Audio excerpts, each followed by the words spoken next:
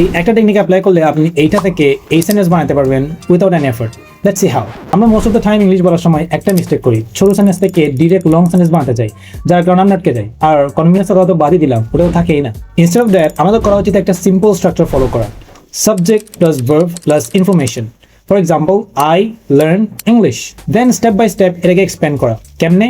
নিজেকে এই 4টা কোয়েশ্চেন জিজ্ঞেস করেন, when, where, how and why, and add information one by one. এইটা ফলো করলে আপনি এফর্টলেসলি ছোট সেন্টেন্সকে ন্যাচারাল লং সেন্টেন্সে কনভার্ট করতে পারবেন। Let's see how it works. I learn English, এটা অলরেডি একটা complete sentence. Now we slowly grow it. Self question করেন, ওয়েন, কখন। I learn English everyday. Now ask where, কোথায়। I learn English everyday at home. Now ask how, কিভাবে। I learn English every day at home by watching videos. Now ask why, কেন।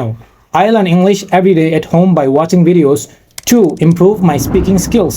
Did you see what happened? আপনি গ্রামারের কোনো hard rule follow করেন নাই, আপনি just information add করে গেছেন স্টেপ বাই স্টেপ। ব্যাস এইভাবেই স্টেপ বাই স্টেপ একটা সেন্টেন্স গ্রো করে।